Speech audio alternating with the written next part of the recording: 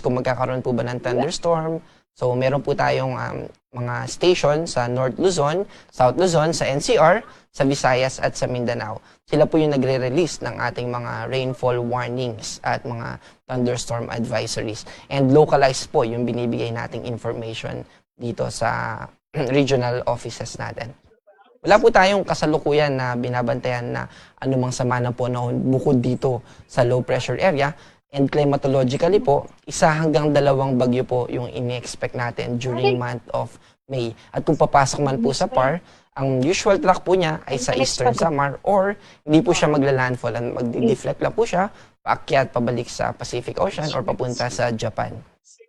Para naman po sa forecast natin bukas, dito po sa Metro Manila at generally po sa Luzon ay patuloy yung partly cloudy to cloudy skies, maaliwalas na panahon at may chances pa rin ng mga pag-ulan. At ang agot po ng temperatura dito sa Metro Manila ay 25 to 34, sa Baguio ay 17 to 25, sa Tugigaraw ay 26 to 37. Again po, no, yung South Luzon natin, specifically yung Bicol region, at sa Quezon ay may mga cloudiness tayo na ina-expect. At may mga kasama po yan na pag-ulan. Dito naman po sa Visayas at sa Mindanao ay dahil sa low pressure area ay magiging maulap po yung ating mga lugar dito, kasama po yung Palawan. Agad po ng temperatura dito sa Puerto Princesa ay 25 to 31, sa Iloilo po ay 24 to 31, sa Tacloban ay 25 to 30, sa Cagayan de Oro ay 25 to 31, sa Davao ay 25 to 32, at sa Cebu po ay 26 to 30. Kasalukuyan din po na wala tayong nakataas na gale warning, kaya malaya po na makakapaglayag ang ating mga kababayang mangingisda at mga seafarers. Para po sa ating 3-day weather outlook or yung ina-expect natin na weather sa susunod na 3 araw, simula po sa Sunday hanggang sa Tuesday, May 4 to May 6.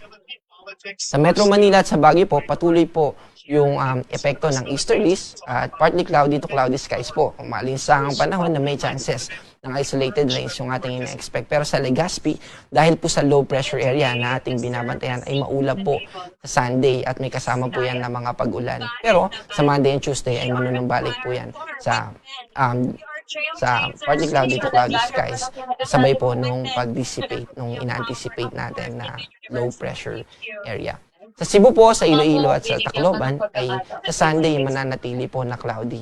Pero dahil po sa paghina nitong low pressure area, ay sa Monday at sa Tuesday magiging malinsangan na po ulit ang ating panahon at magiging partly cloudy to cloudy skies with isolated rain showers and thunderstorms na po sa Monday and sa Tuesday.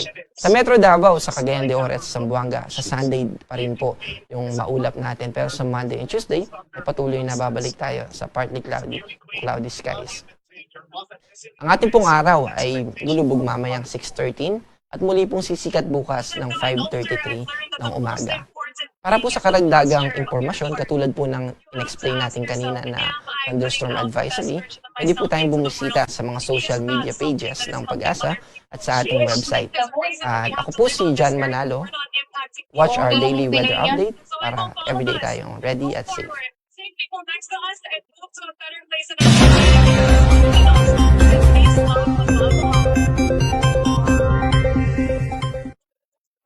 Maulang hapon po mula dito sa Quezon City, sa DOST Pag-asa. Ito po ang ating weather update ngayong May 2, 2025, Friday.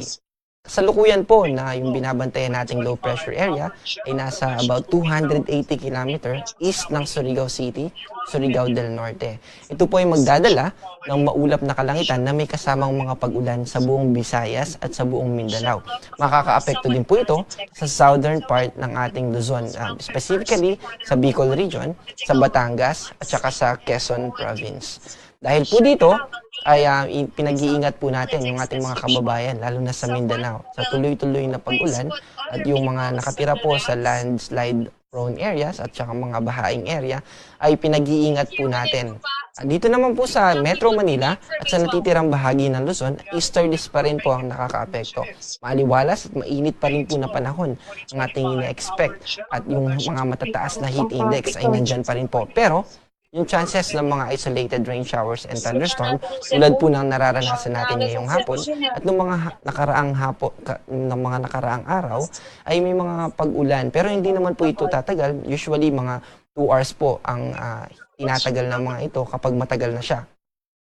At nalalaman po natin kung merong mga pangyayaring localized thunderstorm sa ating mga regional offices. Meron po tayong mga thunderstorm advisory sa ating pong website ay yung bandang kanan na tab, meron pong regional forecast doon at doon po natin makikita for the next 2 hours kung magkakaroon po ba ng thunderstorm.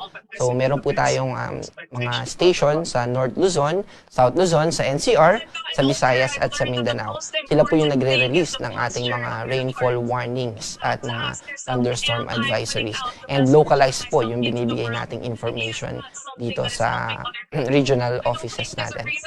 Wala po tayong kasalukuyan na binabantayan na anumang sama na po na bukod dito sa low pressure area.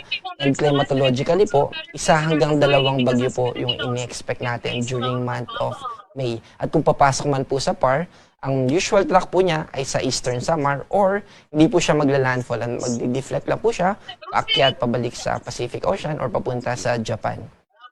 Para naman po sa forecast natin bukas, dito po sa Metro Manila at generally po sa Luzon ay patuloy yung partly cloudy to cloudy skies, maaliwalas na panahon at may chances pa rin ng mga pag-ulan.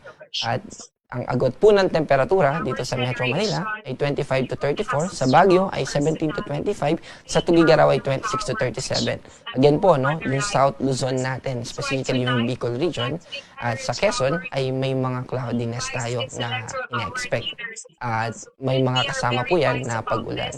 Dito naman po sa Visayas at sa Mindanao ay dahil sa low pressure area ay magiging maulap po yung ating mga lugar dito. Kasama po yung Palawan. Agwat po ng temperatura dito sa Puerto Princesa ay 25 to 31. Sa Iloilo po ay 24 to 31. Sa Tacloban ay 25 to 30.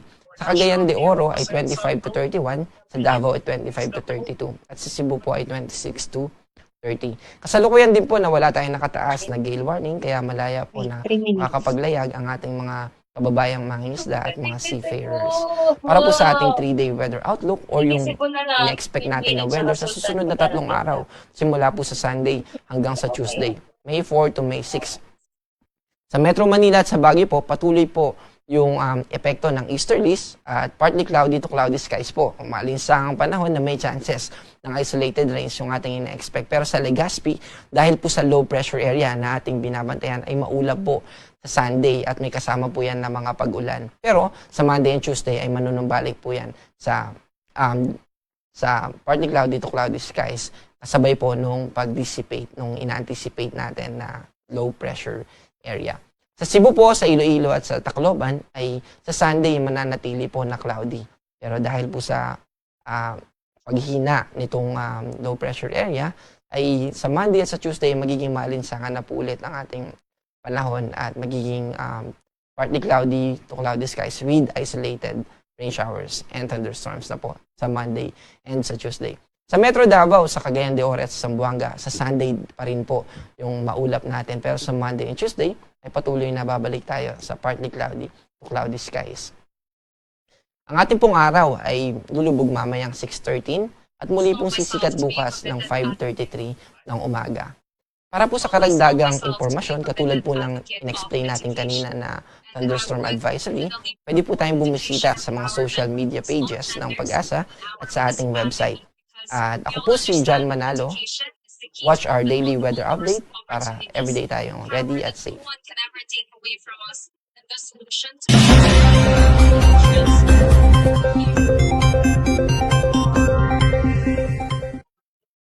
Maulang hapon po mula dito sa Quezon City, sa DOST Pag-asa. Ito po ang ating weather update ngayong May 2, 2025, Friday.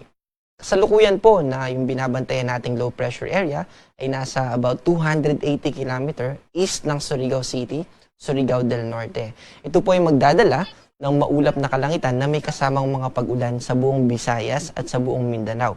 Makakaapekto din po ito sa southern part ng ating Luzon, specifically sa Bicol region, sa Batangas at saka sa Quezon province.